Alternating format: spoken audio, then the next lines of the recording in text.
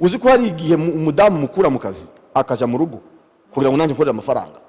None se niba dukorera Diane we dukorera amafaranga kugeza ubwo abana batubuze, umwana akaza akavuga ngo ariko papa we narakubuze, ukamubwira ngo n'ubuzima bwande, ubuzima butuma uri umwana completement n'ubwande urimo gukorera, ubuzima butuma utandukana n'umugore bikarangira mutandukanye. Yego turabasengera, umugabo yabamaze umusore yabamaze ubwanwa akumva yashaka, yabamaze amabere akumva yashaka, ariko ntabigeze wiga kuba umugore mwiza n'umugabo mwiza. Family planning mureke mbabwiza ukuri, nasomye Bibiliya ndo mu pasiteri. Hari ibintu Imana itazaduhembera, ni umubare w'abana tuzabyara. Nta platform, nta maximum Imana yatanze uzara bushoboye kurera abana bawe nabahe nabo wabyaye. Kuva ryari donc Imana yatanze ubwenge. Kongeye tubahaye kaze mwebwe mwese mukurikiye Ibihe TV show. Nkuko mubibona ni Diane Nkunzi ugarutse. Nizere ko mumeze neza mwebwe mwese aho muherereye. Uyu munsi kandi ndagarutse mu kiganiro, ariko kandi sindi njyenyine, nabazaniye umutumirwa kugira ngo tubashe kuganira. Nkuko mumaze iminsi mubibona, ni umupapa umaze iminsi hano muri Kenya atanga inyigisho hejuru y'imiryango.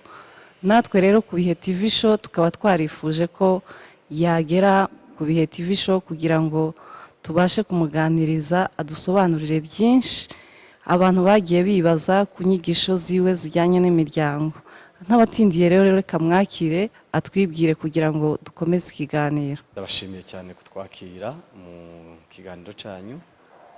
Nitwa Rutanga David, ndi umupasitori mu gihugu cy'u Rwanda mu itorero rya Zion Temple Celebration Center. Nyoboye intara y'Iburengerazuba, hanyuma ndi umwanditsi w'ibitabo bitandukanye cyane cyane bigaruka ku muryango. Ndi umuyobozi wa RFVO Reactivation of Family Values Organization, ni organization ikorera mu Rwanda. Hanyuma nanone muri communauté nshinzwe undi murimo mwiza w'amakouple muri Zion Temple mu gihugu. Ndabashimiye cyane kubana namwe no kunyakira. Murakoze cyane namwe. Aho ngaho twahita twibaza ngo ese ushinzwe amakouple nk'uko wari ubivuze, ariko kandi niba ntibeshuri n'umushumba, ese ubikora gute kugira ngo uganirize amakouple, cyane ko bikunze kugorana cyane kubera ko abashumba ntibakunze kwinjira mu bintu by'amakouple cyane, mukunze kwibanda ku ijambo ry'Imana icyo rivuga. Wowe ubikora gute? Ndagushimiye cyane. Umutwaro ni umwe, imitwaro ntabwo ari ibiri. Umurimo ni umwe, ni uwo gufasha imiryango kubaho neza. Hanyuma inzira tubinyuzamo ni nyinshi. Wumvishe ko mbinyuza muri ONG, ni ONG idashingiye ku idini.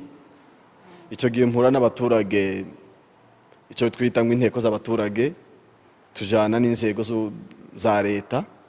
Iyo ni inzira imwe. Mfite ibiganiro bitandukanye ku mateleviziyo mu buryo bwihariye. Mfite ikiganiro cyitwa Twubaka Umuryango gitambuka ku televiziyo ya Authentique. Iyo ni indi nzira. Mu itorero ubutumwa bunini ntanga nubwo imiryango ngiramo ikintu kimeze nk'ishuri rifata amezi 7. Sunday school, amasaha yacu ya mu gitondo ku cyumweru akenshi twigisha umuryango. Iyo ni indi nzira. Noneho mu buryo bw'amakouple, mu buryo national cyangwa se mu buryo bw'igihugu muri rusange, icyo gihe noneho tukerabora n'udutabo dufasha abantu kugira ngo bumve bamenye amahame y'ubwami bw'Imana. Hari icyo wari ukomojeho ngo ese kuri umushumba abandi bashumba bakaba babibanda ku zindi nyigisho zitari umuryango, wowe ubikora gute? Intege nkeya za mbere naho ziri. Imiryango aho yapfiriye hambere ni ukureberera ku itorero. Ubundi imiryango ibibazo bihari, njyewe mvuga ku itorero risa naho ryabitereranye, ryateye umugongo inyigisho z'umuryango. Ngira ngo ejo bundi twari kumwe hano muri training twari dufite, umvaga ibibazo abantu barimo kubaza. Ariko ntekereza ko umwanzi yaciye mu itorero kugira ngo itorero ryifate ku nyigisho zirebana n'umuryango. Ahanini zubikiriwe na culture, uko imico y'abantu iteye, ahandi ni na strategy y'umwanzi y'uburyo abuza abantu kumenya, kuko Bibiliya iravuga ngo ubwoko bwanjye buzarimbuka buzize kutamenya. Itorero rero ryari muri position nziza yo kubasha gutegura umuryango abantu batari abana, kuko kubera iki, mu itorero niho hantu honyine abantu bagirira icyizere cyo kubasha kwigishwa, kuko umuntu wahuye na pastor asa n'uwahuye n'Imana. Ariko ubitekereza ukuntu abantu bagira ibibazo bitandukanye bakaza baje muri secteur zitari bien positionné kuri icyo kibazo, abapastori baraho.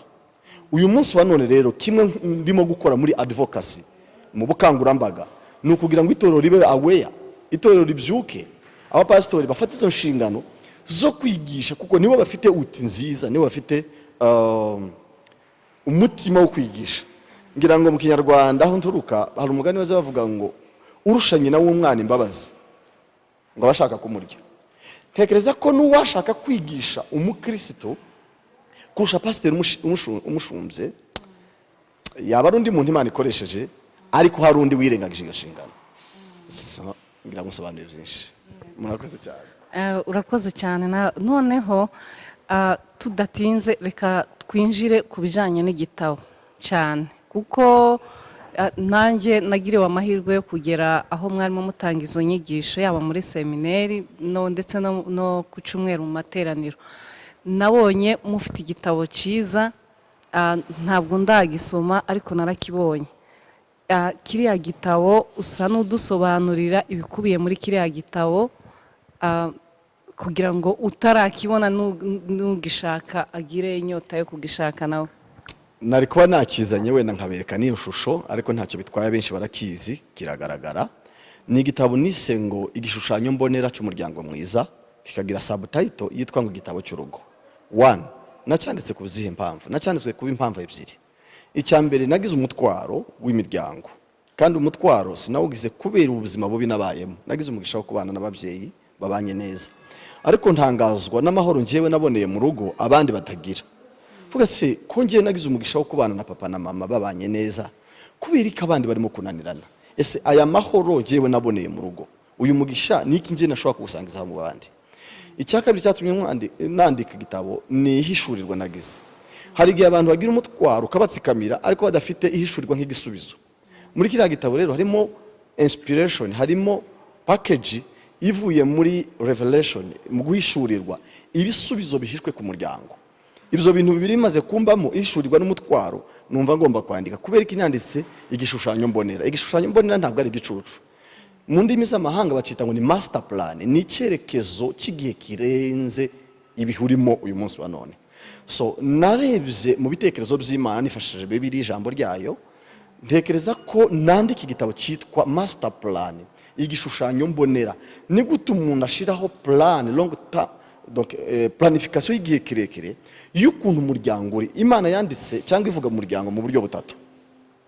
Yavuze umuryango mbere y'uko abagabo n'abagore baremwa. Ibyo ni bitangaza by'Imana, kuko Imana ntiyabanjije kurema, yabanjije gutekereza ku shusho yabagiye kuremwa. Aho niho abagore n'abagabo bagomba kubanza guhera. Ese ko naremwe ntarabigizemo uruhare, ibitekerezo by'Imana mu kundema byari ibihe? Ugomba kubanza kubimenya. Nitamo ishapitire ivuga ngo ishusho y'Imana ku muryango. Igice cya kabiri, Imana yavuze yashizeho amahame, amabwiriza azagenga abagore n'abagabo n'abana bamaze kubaho. Kuko nyuma yo kugambirira umuntu agomba gushyiraho platform abantu bazakuriraho, ishyiraho na destiny aho abantu bazatura nyuma yo kuva kuri iyi si. Donc icyo gitabo kivuga ibyo bice nka bibiri: ibitekerezo by'Imana mbere yo kubaho ku muryango, umugabo n'umugore; ibitekerezo by'Imana cyangwa se principe z'ubumana umuryango wamaze kuremwa, na n'icyerekezo cyangwa umuryango uzatura utakiri hano ku isi. Cyubatswe n'amashapitire agira nko kuri 7. Ishapitire ya mbere niyo yitwa ishusho y'Imana ku muryango. Aho niki dushaka kuvuga? Dushaka kuvuga ko umuntu yakagombye kwinjira mu rugo afite ibyo bitekerezo. Ishapitire ya kabiri kavuga ku ubumwe bw'umugabo n'umugore. Abantu benshi ntibabuzi, bajya batekereza ngo ni gute umwana w'umusinga n'umwana w'umunyabyinshi bashobora guhura bakazaba umubiri umwe. Ni gute umuntu w'inzobe n'igikara bazahura bakitwa umubiri umwe. Icyo ni ikintu abantu batabasha kumva. Ni igitabo rero gisobanura ubwo bumwe mu buryo butangaje, beyond of our understanding, uko tubasha kumva. niba Imana yatekereje ko abantu babiri baba umubiri umwe bagatakaza kuba babiri. Ishapitire ya gatatu iravuga hejuru yo guhingira no kurinda. Mu rugo harimo principe z'imirimo. Ni gute tugomba guhingira ibiriho? Ese Edeni yacu tugomba guhingira ni iyi? Wowe ushobora kuba udafite isambu uyu munsi wa none, ariko ubwonko bwawe n'impano zawe nk'ibirimo gukora sindegereza ko ari byo wize, simbizi nta yandi mateka dufitanye, ariko ni ukuvuga ngo ubwonko bw'umuntu, impano z'umuntu niyo Edeni umuntu ashobora guhingira kandi kera. Ariko nanone kandi ibyo twamaze guhingira tugomba kubirinda, kuko baravuga ngo iyo wahinze nturinde uronerwa. Siko urinda kubera iki? Urinda kubera ko hari ibyamaze kuboneka. Ishapitire ya gatatu rero irakangurira abantu gukoresha impano zabo muri development y'urugo. Ishapitire yindi ikurikiyeho ya kane ni ubudasa bw'umugabo n'umugore. Ese ubwonko bw'umugore ubwo niba hari ikibazo kinini abantu batazi, ni ukuntu dufite uniqueness, itandukaniro ry'umugabo n'umugore. Abagabo benshi baza bashaka batazi ubwonko bw'abagore uko bubizi. Scientifically tugomba kumenya ngo ese umugore atekereza gute, mu bwonko bwe harimo iki. Harimo nk'ibintu bimeze nka zigzag, singiye kubyinjiramo ni byinshi, ariko uzi umugabo ugiye gushaka agomba kumenya ngo ese umugore nshaka atekereza gute, agira amarangamutima, feelings zise nizihe, akamenya ngo ese imitekerereze y'umugabo ni iyihe. Mu mugabo azavuga ko mu bwonko bwe haba ibintu bimeze nk'amabox. Box bivuga ngo umugabo agomba gutekereza ikintu kimwe yakirangiza akakivamo. Mu mugore bikaba mu kazigzag, ku buryo ashobora gutekereza nk'ibintu nka 10 icyarimwe. Ibyo rero bijyanye n'imiterere y'umuntu agomba kumenya. Iyo shapitire igerageza gusobanura imiterere y'umugore, ariko kandi hakazamo ibintu byo kuvuga ngo se imbaraga z'umugabo zibahe. Nk'umugabo agomba kurangwa n'ibintu bitatu. Icya mbere ni umugabo utekereza, icya kabiri ni umugabo ukunda, icya gatatu ni umugabo urinda. Kurinda, gukunda no gutekereza, izo niho imbaraga z'umugabo ziri. Izo umugore ni izihe? Harimo kuganduka abantu babyitiranya n'ibindi bintu byinshi ngo n'ubucakara. Kuganduka nizo mbaraga z'abanyembaraga bakoresha kugira ngo bakontorore imitima y'abantu. Buri umuntu wagandukiye ushobora kumukoresha ibyo ushaka byose. Iyo ushaka gufata amaboko y'umuntu ukomeye, reka turebe gusa nk'umuntu umwe wakoresha imbaraga zo kuganduka, ariko mu buryo bubi kaderira. Uza wibaza, wari wabyibazaho dia ukuntu umunyantege nke nkaderira yabashije gutsinda umunyembaraga nka Samusoni. Niki yakoresheje? Uza amagambo yamubwiraga, yarambwira ngo ariko she nguragira ngo urankunda, ngo iyo nkunda ko kubumbwiye kari ku mutima. Umugore noneho wabwira umugabo gutyo yamukontorora bingana gute? Niba umugore w'umunyantege nke yarabashije gutsinda umugabo w'umunyembaraga akoresheje amayeri mabi, umugore w'umusenzi uca bugufi yananirwa gute umugabo we w'umunyantege nke? Am I right? Ibyo zose rero ni imbaraga umugore agomba kumva afite muri we, kuko nta rugo na rumwe rudakontororwa n'umugore, biterwa gusa n'ukuntu wakoresheje izo mbaraga zawe. Ya noneho tukavuga n'umugore urumuri rw'mu rugo. Uzi ko buriya ngo aho umugore ari hamurika niki? Ntabwo ari ibote y'inyuma, n'ingeso ze, ukuntu abasha kumurikira abari mu rugo bose. Hanyuma umugore nk'umujyanama mu gihisi ko iri mu kaga.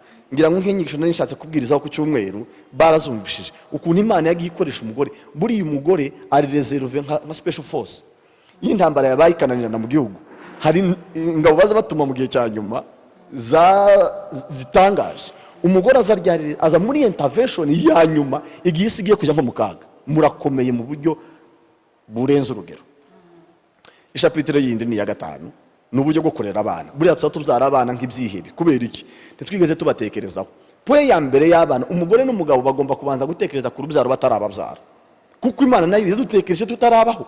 Iravuga ngo reka turemo abantu mu shusho. Niko n'umugabo n'umugore bagomba mbere yuko muryamana nk'umugabo n'umugore, mugomba kuba mufite platform mwuka wa conception. Abana mugiye kubyara bakabuzukira muri iyo ntuze. Iya gatandatu n'ubumwe n'ubwiyunge. Tugomba kwiga ubumwe n'ubwiyunge tutarashakana. Ukamenya ngo ese umugabo n'umugore bashwanye biyunga bate? Ntabwo babyigishwa uko bashwanye, babyigishwa uko batarinjira mu muryango. Iya nyuma no gutegura ibirori byanyuma. Ese warekera aho ngaho. Urakoze cyane. Ayo ni amagambo meza, numvaga ntari burambirwe kubera ko urimo kubisobanura neza cyane. Ariko Pastor, ndi kumva bisa n'ibintu bigoranye. Mu by'ukuri ibyo wanditse ni ibintu byumvikana, ariko biragoye ugereranyije n'iki gihe turimo. Nk'urugero ufate umugabo n'umugore. Umukobwa sinzi urugero warutanze ubwoko runaka, sindi burusubiremo, ariko tuvuge umukobwa afite imico yiwe, afite aho yarerewe, afite ababyeyi uko bamureze mu mico itandukanye n'iy'umugabo, afite uko yarezwe. wenda kutari kwiza, umugabo nawe afite ubundi buryo yakuriwemo wenda mu bundi burere bwiwe. Urambwira gute ukuntu abo bantu bashobora guhura bakaba umuntu umwe? Ni umukobwa ufite uburyo yarezwemo, umuhungu ntaho bahuriye, bahuye gusa kuko bagiye kubaka wa muryango. Icyo gihe bazamu umubiri umwe gute, bazahuza gute mu mutwe ko numva ari ibintu bigoye? Urakoze cyane, ubajije ikibazo cy'ingutu. Mu by'ukuri kimwe mu bintu byantangaje muri research nakoze, nafashe hafi nk'imyaka nk'itatu n'ubu ntirarangira, naha nakuye andi masomo, ariko nasanze ikibazo umuryango ufite n'ikibirarane. Uzi ibirarane? Ibirarane ni ibintu bitakemukiye igihe bigenda byurirana. Abagabo n'abagore ntibafite ikibazo cy'uyu munsi wa none, bapfa ibirarane birengagije batihanye. Ariko hamwe n'Imana, kuko nta kinanira Imana, njyewe nakubwira ngo nko muri contribution ntoya mfite ku isi, ubu ndimo ndategura gutangiza ikigo cyigisha abakobwa n'abahungu bakiri bato kuzaba abagabo beza n'abagore beza. Urabona abandi bose bakora ibintu bizi, ariko twebwe twinjira mu ngo tutarabyize. Ntawize kuba umugabo mwiza, ntawize kuba umugore mwiza, ntawize kuba umubyeyi mwiza. Niki rero dushobora gukora? Duhereye ku barimo kutwumva, inshuti zanyu barimo kumva, ndabizi ko burya umutima wumva ntusaba ibintu byinshi.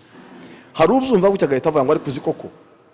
Icyambere kiba cyagukuye kwa nyoko na so kugira ngo uze kwihuza n'undi muntu, ugomba no kwiga ukuntu mubana, kandi biroroshe. Bibiliya ivuga ko umugabo n'umugore cyangwa urugo rumeze nk'umubiri. Umubiri ugira direction imwe, aho kwa amaso ameze, amatwi, amaguru byose biraba muri direction imwe. Ni ibintu bibiri byoroshye kugira ngo muhuze icyerekezo, muhuze n'intego. Kurambira ngo umugabo wawe sinza ahari wenda hakora, niba akorera mu kindi gihugu nawe ukorera ahandi, nubwo mutari kumwe, ariko muhuze intego, muhuze icyerekezo, mumenye ngo ibyinjiye ni ibi. Intego y'urugo rwacu ni ukugira ngo tuba ababyeyi beza, tubane neza. Icyerekezo n'intego iyo bihuye n'umubiri w'umuntu uhuye. None base reka tugaruke ku gitabo nanone. Iki gitabo wanditse ni igitabo cyiza, ariko se urabona hari ikintu kizafasha abubakanye? Njyewe nk'uko mbyumva izi nyigisho cyane ko ndumva zizafasha cyane abatarubaka, kuko ibo nibaje kubaka bamaze gusoma iki gitabo, bamaze kucyumva, bazamenya uburyo ki bazajera ingo zabo n'uburyo bazabaho.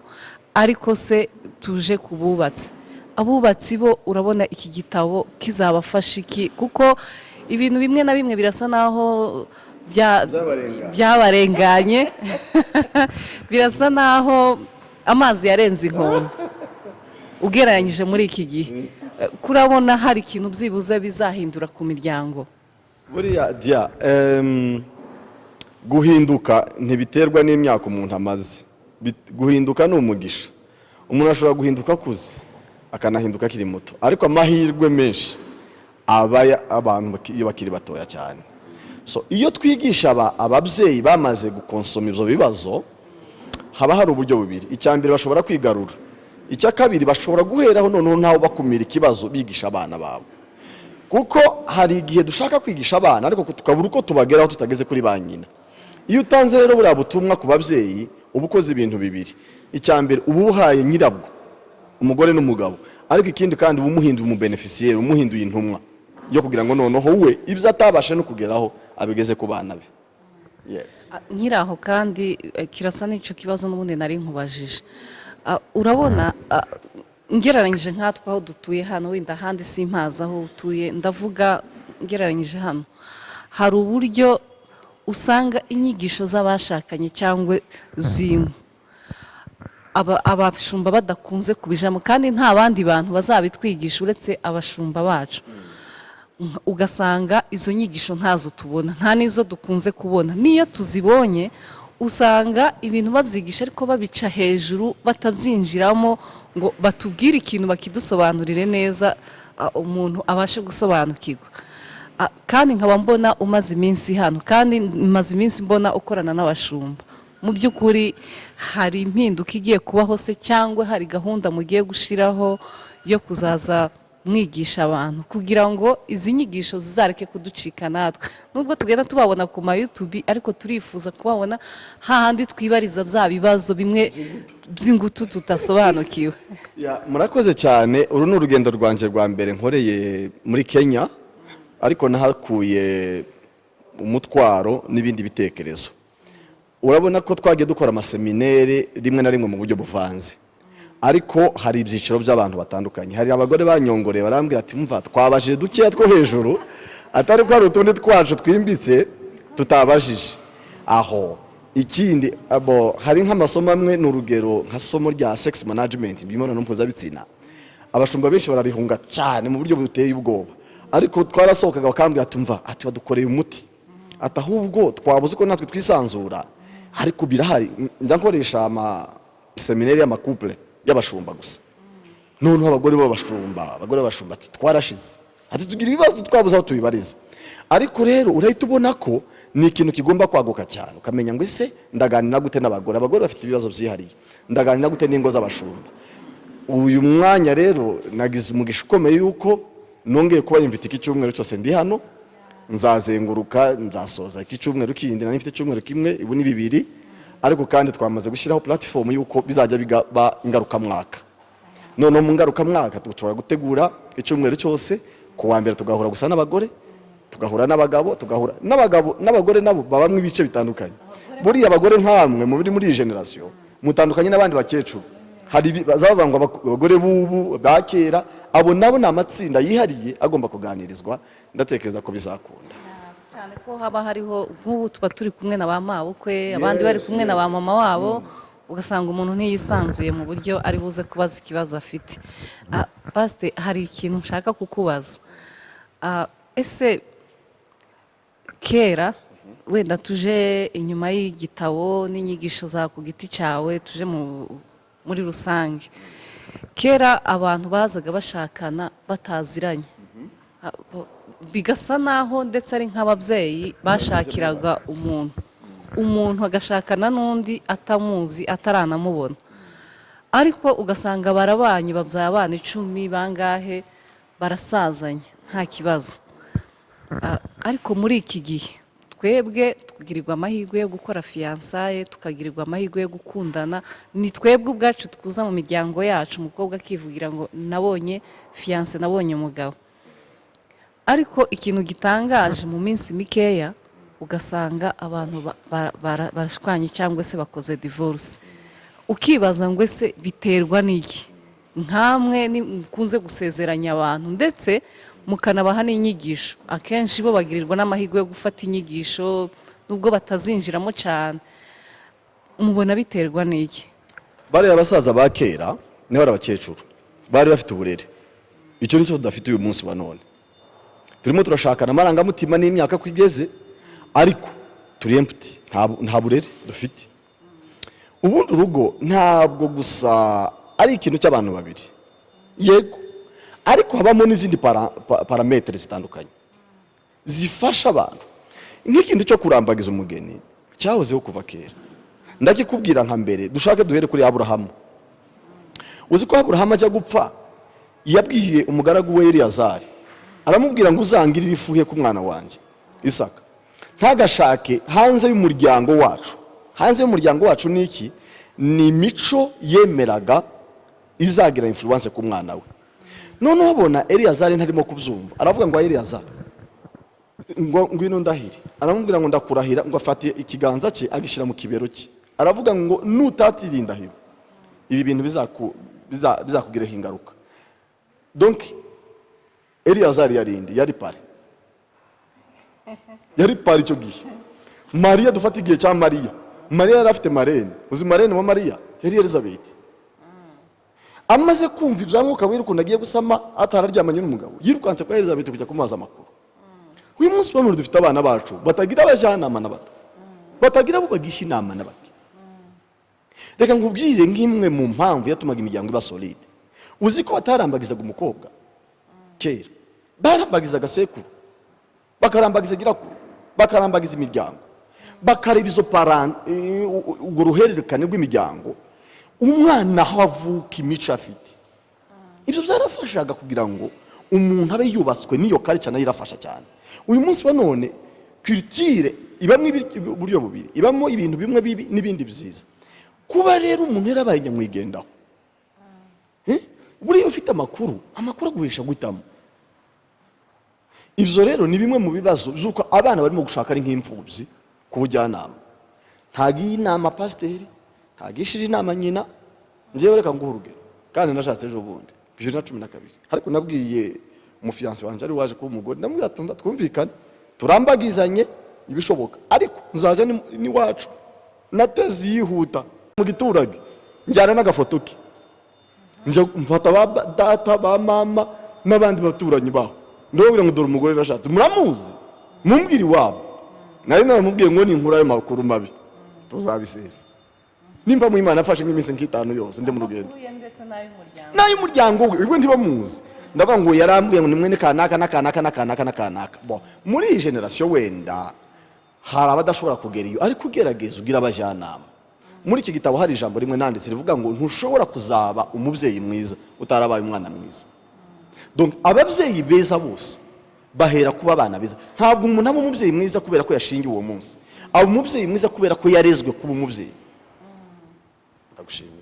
Ni ibihe bibazo umaze gukora ubwo bushakashatsi ku miryango, ni ibihe bibazo wasanze mu miryango by'ingutu wumva byakemuka gute? Ikindi kibazo abantu badakunze kuvugaho rumwe ni ikibazo kijanye na family planning, aho usanga bamwe bavuga ko ngo ari icyaha, ngira ngo hariho bamwe bagiye babivuga ngo umuntu uri muri family planning ni umwicanyi kimwe n'abandi bose. Ugasanga abantu ko barabivugaho gutandukanye. Wowe urabivuga iki? Murakoze cyane, ndatekereza ko ari iby'ingutu koko. Ahari yo bimenya n'ibyo watangiriyeho, ariko reka mbivuge muri ubu buryo buhinye. Icyambere waruvuze ngo se ikibazo nabonye mu miryango ni ikihe? Nafashe imyaka nk'itatu ninjira mu matsinda atandukanye, ariko kimwe mu bibazo by'ingutu nabonye gikomeyemo nuko umuryango wahindutse uruhurirane rw'abantu ariko batigeze biga imibanire. Icyo ni cyo kibazo cy'ingutu, ku buryo noneho ibibazo birimo ari ibirarane by'ibyo abantu batigeze bakemura banamenya. Kimwe mu bibazo byantunguye Dia, nawe ujya kwibazaho uyu munsi, ninde wize kuba umugore mwiza? Iryo somo wagize? Mbabarira tuganire, wize ibiki? Njyewe nize accounting, economics and management. Wabyize imyaka ingahe? Imyaka 4. Uyu munsi wa none ntibaguha gukora muri banki batabanje kureba iyo diploma ufite. Nta nubwo bakwangaje muri banki batarabanza gusubira kuguhugura kugira ngo barebe ko ubwenge bwawe bukiri update kuri accounting principles cyangwa se amahame y'icungamutungo n'icungamari. Mu muryango abantu baravumbagatana, umugabo umusore yabamaze umuganwa akumva yashaka, yabamaze amabere akumva yashaka, ariko ntabigeze wiga kuba umugore mwiza n'umugabo mwiza. Nicyo kintu cyantunguye cya mbere. Donc ibi bibazo biriho ni uruhererekane rw'ibintu byahuriye mu rugo ariko abantu batigeze babonera umwanya wo kubyiga. Icyo ni ikibazo cya mbere. Uravuga ngo se cyakemuka gute? Abantu ntibakora amashuri, inyigisho z'ugatuti zigabanuke, abantu bashireho amashuri yigisha umuryango. Isomo rya mbere, isomo rya kabiri, habeho na za refreshment, habaho amaretrete. Nk'ubu twigishe twirukanka, ariko twagombye kugira n'icyumweru byibuze n'abagore. Ushobora kumubwira ngo ngo none se babona uwo mwanya, ko mubona umwanya wo gushwana? Ko iyo abantu batabyize bya bindi dukorera, wumva igitangaza gihari, abantu bashize priorite. Icyo ni ikindi kibazo. Priorite yabaye gushaka ubuzima, ariko bibagirwa kubungabunga imibanire y'ubwo buzima bw'abagize umuryango. Umugabo ashobora gushaka amafaranga akayashakira hano Kenya, akayashakira Dubai, kugeza ubwo yibagiwe umuryango we ugasenyuka. Ese niba uri umugabo n'umugore mukorera amafaranga kugeza ubwo mwibagiwe kwita ku isaha imwe byibuze y'abana, ayo mafaranga bagifite umumaro nde? Niba umugore ashakisha ubuzima ntabona umwanya wo kuganira n'umugabo ngo basore babane nk'umubiri umwe, kugeza igihe umugore agira irungu, Satani akamwataka akamwinjiriraho n'abandi bantu bakamwinjirana kubera iryo rungu, loneliness. Kurumva ko niki tuba tugikorera. aho ngaho nahita nanakubaza n'ikindi kibazo nacyo kirakomeye cyane aho usanga nk'ubu ngubu ingo nyinshi nkatwe hano muri Kenya usanga abagore n'abagabo batabana, bamwe bari muri Amerika, abandi bari mu Rwanda, abandi bari hehe, abantu ntibakibona umwanya wo kubana ariko kubw'impamvu izo ni zizi impamvu zituma mutabana imyaka 7-15 impamvu wenda ni ubuzima, aho usanga umuntu nyine yaragiye gushakisha undi agasigara hano, cyangwa barashakanye umwe ari hanze undi ari hano. Ingo nyinshi niko bimeze. Uzantegurira ikindi kiganiro. Noneho tugomba kubireba muri avantage. Ese niba umuntu yagiye gushakisha ubuzima kugeza ubwo uwo yakagombye kubushakira amubura, uzi ko hari abagore benshi basigaye bashakwa n'abandi bagabo kubera ko yabuze umugabo bikarangira pe, siko? Uzi ko hari abagabo bashaka abandi bagore kubera ko yategereje akarwa gaheba. None se tubireke. Oya, priorite ni yihe? Priorite ya mbere ni imibanire. Ni mukore ariko mwibuke n'igihe cyo gutaha mu rugo.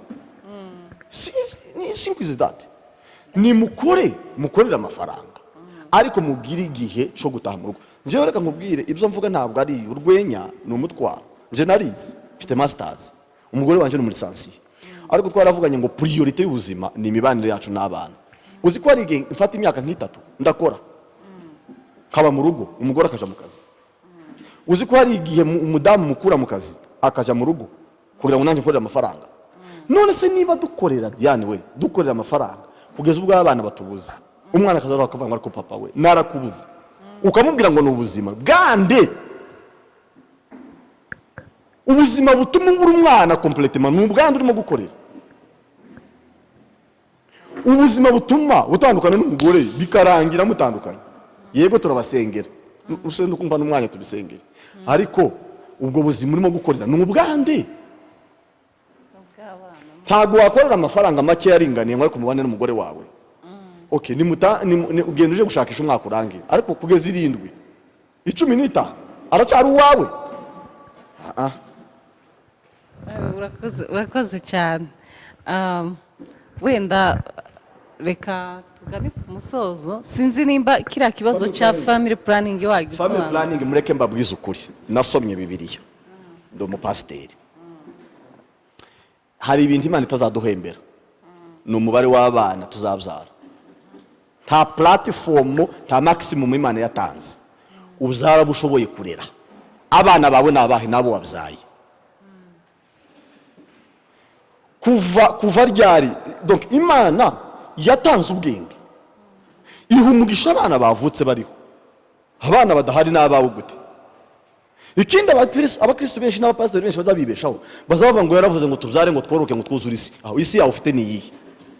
Isi yawe ufite ni iyihe? Niba ufite icyumba kimwe uraja gufata na kitengela ni yawe uzayuzuza. Ikindi cya kabiri, ntabwo ari ukuvuga ngo umuntu umwe azabyara yuzuza isi. Kubyara ni uruhererekane. Data yabyaye abana 7, jewe mfite 3. Sogokuru yabyaye abahungu 10, nje nyine nzuzuza isi. Ntabwo umuhigo w'Imana no kubyara abana benshi, byara bushoboye kurera n'indanga gaciro za Gikristo. Uwabwiwe iryo jambo, dufate Aburahamu, umwana witwa bisezerano n'umwe. Ikibazo ni iki? Family planning ndayemera, byara abushoboye kurera, wigishe ibyo ushoboye. Reka tugane ku musozo dushimira mwebwe mwese mwari mudukurikiye ku Bihe TV show. Reka tubashimire cyane kuba mwatwitabye, kandi reka tubasabe musengere umuryango, musengere ingo kugira ngo izitarasenyuka ndetse n'izasenyutse hari uwakumva aya magambo akongera akamugarura kugira ngo turusheho kugira ingo nziza. Mana turagushimira kubw'abagabo n'abagore waremye mu shusho yawe. Ushimwe koko uyu ari umugambi wabatangije kuva kera. Amagambo tuvuze ahararakomeye Mana, ashobora kuba ari nk'imisozi ikomeye mu mitima y'abantu, ariko niwe utanga ubwiyunge. Mana Nyirijuru, girira abagore neza n'abagabo, ubaho ubumenyi, ubaho ubwenge, ubaho n'umutima wo kugaruka. Abagabo bakunda abagore, abagore bagandukira abagabo, abana bubaha ababyeyi, ababyeyi bigisha abana. Turagushima Mwami ku badukurikiye abumvishe ikiganiro bose babasha guhindurwa nawe. Reka itorero ryubakire ku miryango myiza, igihugu cyubakire ku miryango myiza, wongere ugirire neza aba bari hirya no hino mana, abagabo bari muri Amerika, abagore bari muri Afurika babuze nuko bahura. Hari igihe tuvuga gutya akavuga ngo nje narabibuze, ariko mana orohereza abantu babashe gusura kubonana. Nkuko bavuze ngo si byiza ko umuntu aba wenyine, abo bantu bahuza abarimo kudukurikira bafite ibyo bibazo ubagirire neza mana. Ntibibe amagambo gusa, ahubwo mwami bibutumwa bubatera kongera kwiyunga no kubana no gushigikirana muri byose Kristo Yesu. Amen.